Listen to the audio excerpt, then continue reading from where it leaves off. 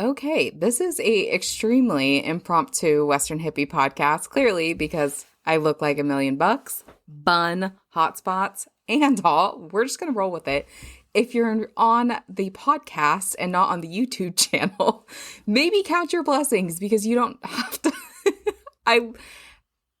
Was not planning on this at all. And I look like I wasn't planning on this, but I just could not get something off my mind. And so, you know what? We're just going to roll with it because that's what we do here in the Western hippie. Like, we're kind of put together, we're kind of a hot mess, and we just find a balance somewhere in between the two. Am I right? I'm right. Okay. So I actually wanted to get on here and talk about the Elvis movie, which I wasn't really, hence the impromptu. I was not expecting this. I went and saw it last night, and I honestly was just going to roll it off like water off a duck's back, but with this thing. So I think the reason, I don't know actually why I want to get on here and talk about it, so I'm just not going to explain it other than I think there was some good parts of the movie. And one of the things that I learned about is when I did that whole spiel in 2019 and I was on my seminar tour or whatever the hell I was doing, I learned like always talk about the good first. So maybe that's why we're doing this, because I'm going to challenge myself to find the good in this movie. Yes. So I liked the feeling of Elvis being larger than life. I did, in a way, I felt like the movie did it. In a way, I felt like it didn't. But one of the reasons, so I had made a decision to not go see the movie. If you listen to the last episode, the Top Gun episode with Landon, which if you haven't, I know it's long, but you need to go listen to it because it's my favorite episode to date. I'm not even ashamed of saying that. It's my favorite. I love it. Go listen to it. But I had made the decision not to go see it because Landon and I had talked about it. The director that did it also directed The Great Gatsby, the remake of The Great Gatsby, not the OG Great Gatsby. And I loathed that movie. I should probably watch it again because in film school they say if you really love a movie or if you really hate a movie, you should watch it twice. So in all honesty, I probably should go back and watch it again, but I really don't want to put myself through that again. And so I'd made that decision, and then I was listening to an interview with the actor that played Elvis, and I have not seen the actor in any other movie, but I felt like he really wanted to do right by Elvis. And because of that, I wanted to go see the performance, and I felt like the actor did a good job at portraying Elvis being this larger in life. Did he embody Elvis? Absolutely not. No one is ever going to be Elvis Presley again. But Landon and I talked about this with Top Gun and a few other movies, not in the podcast, but privately. So for me, the most knowledge I have about anything in life is probably going to be about horses. So when I go watch a Western or I go watch a horse movie, I kind of have to let that knowledge fade away and just enjoy the movie for what it is. Because if I start nitpicking every little thing, I'm going to hate it. And some of the fighter pilots that would watch Top Gun, I was listening specifically to a podcast with a Top Gun pilot, I think from the Marines actually, on Jocko Willing's podcast. And he was saying how he had to do the same thing.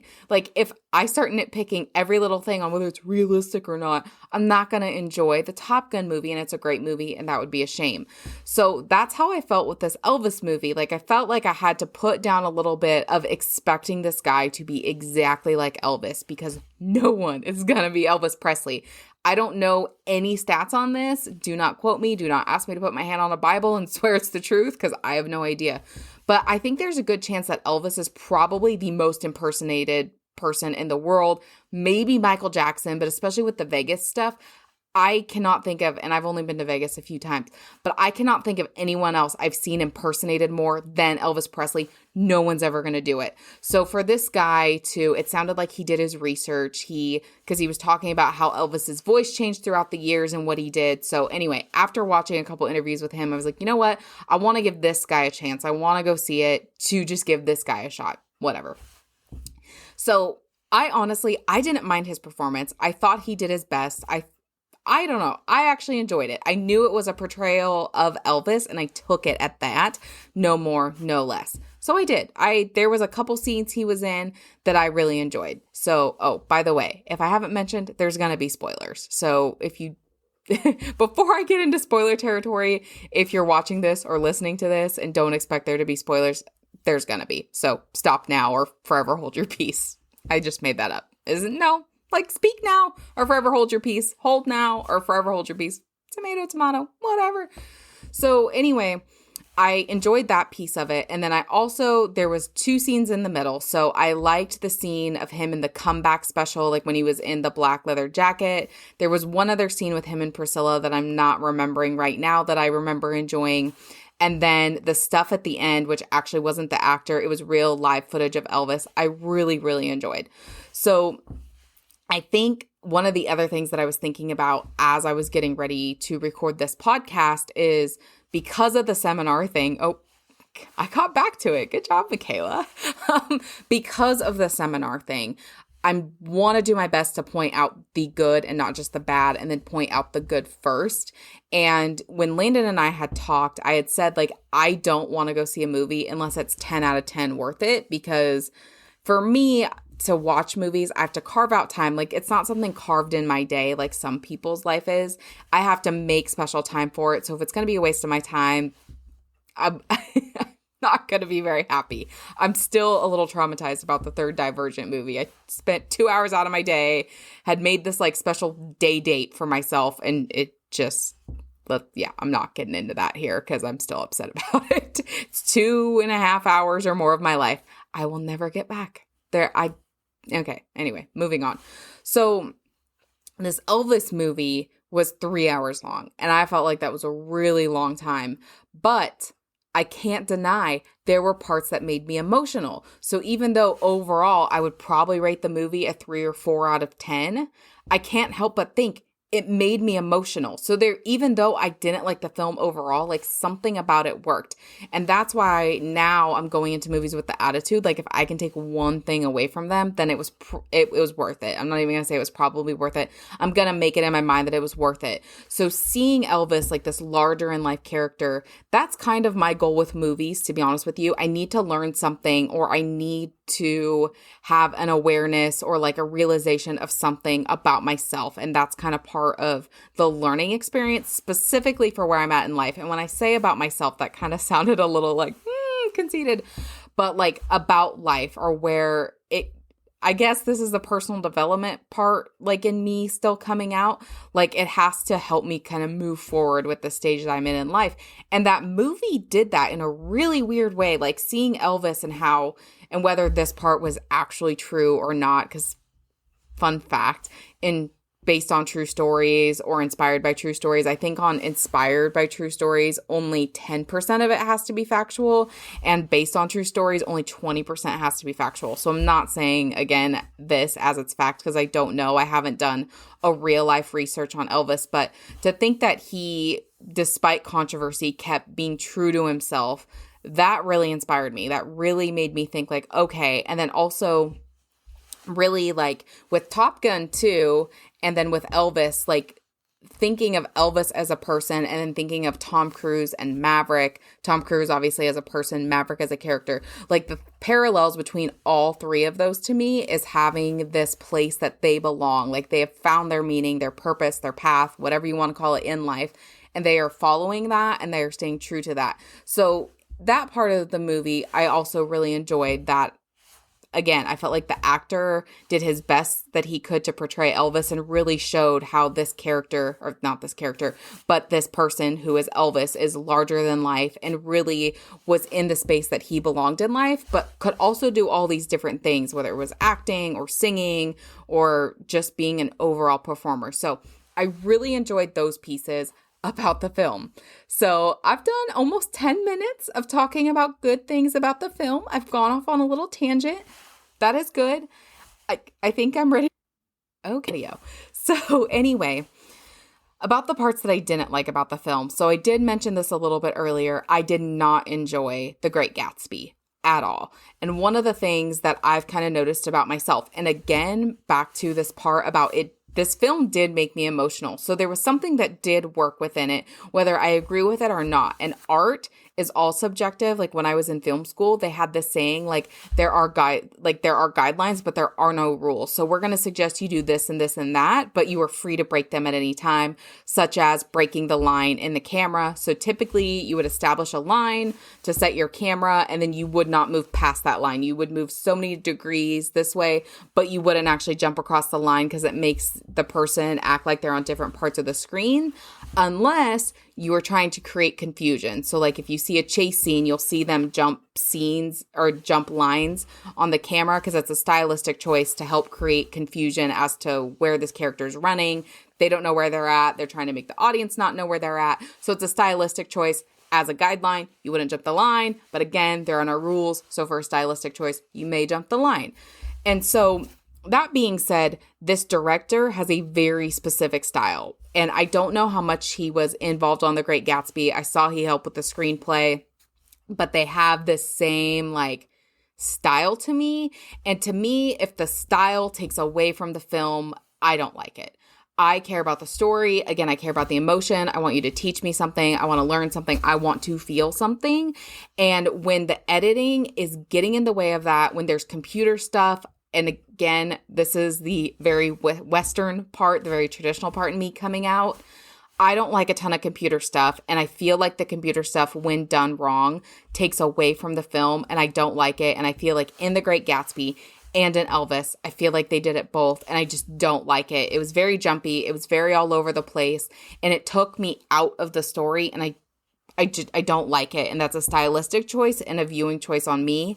And again, I don't think it's wrong. That's the director's style. That's his art, and he's completely entitled to have his art, but it's not a piece of art that I truly admire. And for me, being a major Elvis fan, I was really sad that that was done in that way.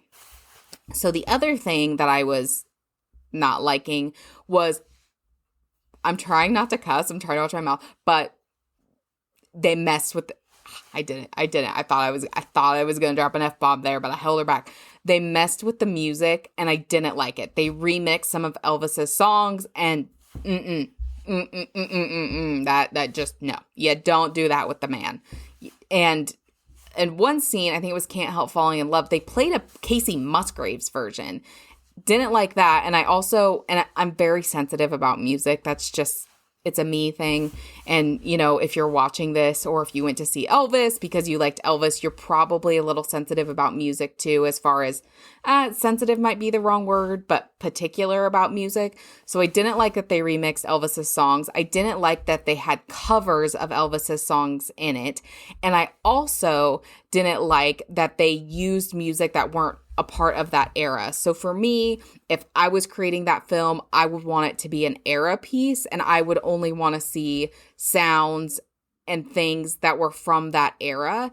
And basically everything visually other than the computer stuff, but even the computer stuff was set to be in that era, were from that era. But then all of a sudden, like, there was a Doja Cat song in it. And I'm just, no. Was Doja Cat even alive when Elvis was around? I'm pretty sure she wasn't. Fact check me on that. But I don't think so. So that took me out of it too. And again, it took away from the story. And I think that's what I'm realizing is if something takes me out of the story, it's going to make me like the film less. So I feel like both of those things took me out of the story. And again, I don't like you messing with my man's music. It's perfect. It's absolutely beautiful the way it is. Don't touch it. There's a reason the man, after how many years he's been gone, had a very short career, is the best-selling solo artist of all time. You don't mess with that. You don't mess with perfection. And Elvis is about as his music, not him as a person. His music, in my opinion, is about as close to perfect as you can get. So the other thing that I wasn't crazy about was the whole Tom Hanks thing. I'm confused. I'm still confused. I thought, and I don't know if it was the editing that made it this way. I thought Tom Hanks did a horrible job. He looked horrible. He was supposed to look horrible. I accept that, but I just thought he did I don't know. I'm curious if you've seen it, you know, make a comment, write a podcast review of what you thought or something, because I would love to hear feedback on this, because I don't think I'm going to talk Landon into going and seeing this, so I need some other feedback.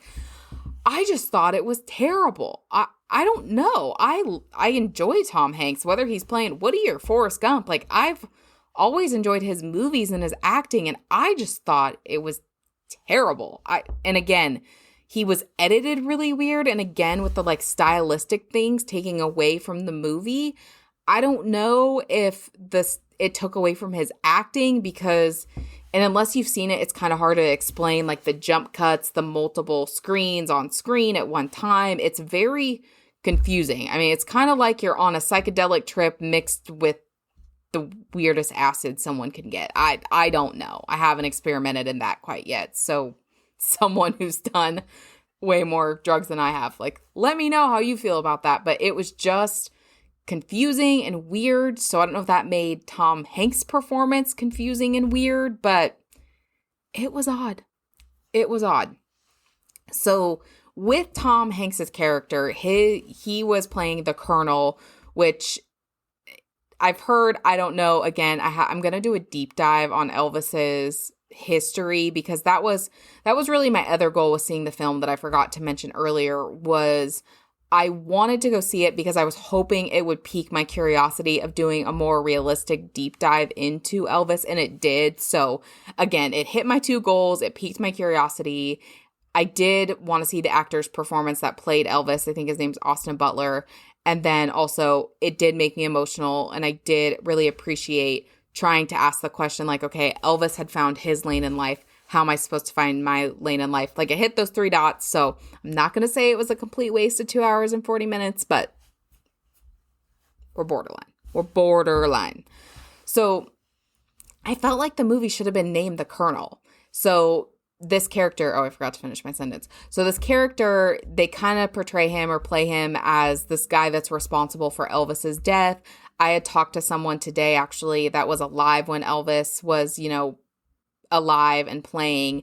And she said she didn't believe that the Colonel had as much control over Elvis as the movie portrayed it. Like I said, I haven't done a realistic deep dive, so I'm not sure. And I plan on recording that deep dive that I do and posting it online, because I have a feeling people are just as curious as I am. So I'll do that.